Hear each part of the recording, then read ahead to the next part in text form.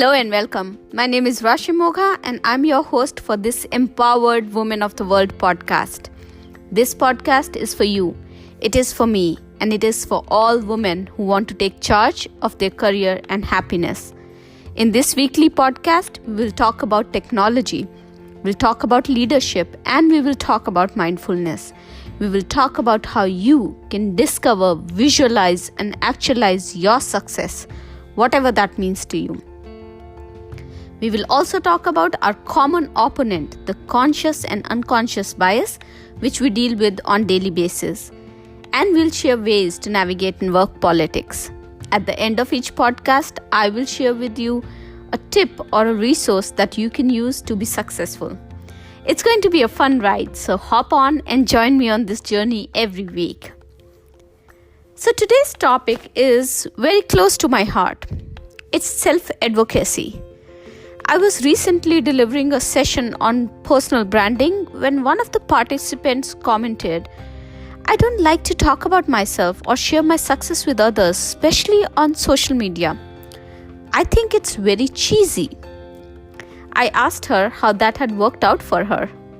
She responded, "Well, not great because I wasn't promoted this year either." I told her that she needed to practice the art of shameless promotion. She had to advocate for herself. You know what? We women believe that hard work gets noticed. We think that if we work hard, keep our heads down and play by the rules, opportunity will come knocking. Sadly, that is not true. In order to get noticed, to get promoted, or be rewarded, people have to know about your skills, your talents, your accomplishments, your goals, and your aspirations. And if we don't tell them, if we don't promote ourselves, who is going to do that? There's no telepathy happening here. Also, it is a catch-22 for women. We women are, when we are assertive, we can be labeled as aggressive. If we negotiate for higher salary, we can be seen as greedy. And when we self-advocate, it can be labeled as bragging.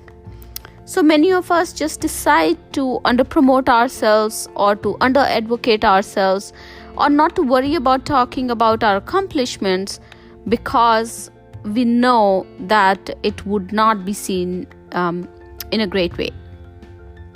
Now, the key to self-advocacy is about being authentic while sharing your accomplishments.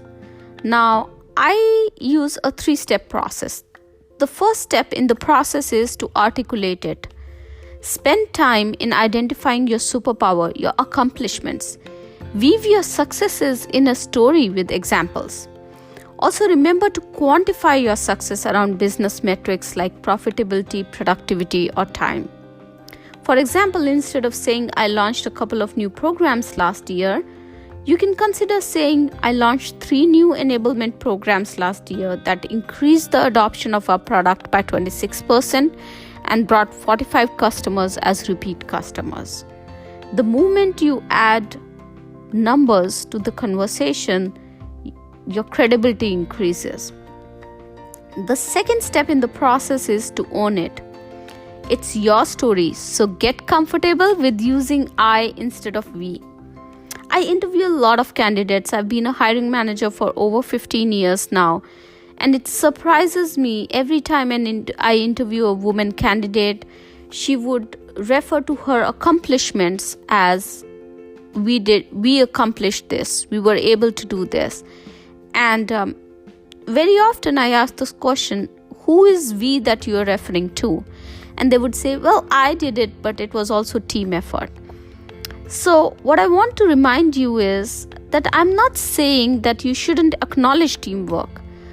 I am asking you to start taking credit for the work that you have done. So for example, next time someone appreciates you for a job well done, just don't say, "Oh no, I didn't do anything, it was teamwork." Instead, you might want to say, "Yes, thank you. My team and I are very proud of our achievements." It's a subtle difference, but here you are acknowledging and basically, gracefully accepting the appreciation for your hard work.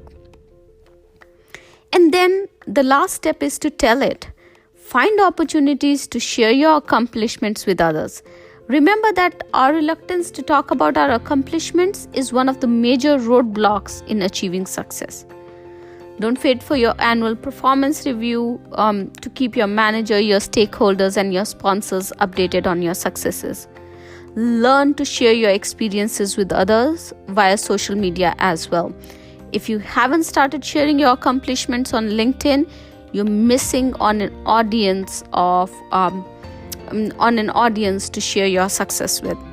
Remember that when you tell your accomplishments, when you share your accomplishments on social media, you're also inspiring other women to share their accomplishments. And what you're creating is this beautiful ecosystem where everybody shares their accomplishments and cheers for each other. So every day you should be ready to talk about your work, your responsibilities, and the positive impact that you're making on your organization. Don't just assume that everyone already knows how awesome you are and what you want. Until you put it down there and until you articulate it, people will not know. I hope you find these tips helpful in advocating for yourself. Today's free resource for you is a link to gratitude affirmations to help you express gratitude for all your successes and humbly accept them. The link is in the show notes below. Thank you for joining me today, and thank you for loving, liking, supporting, and sharing the podcast.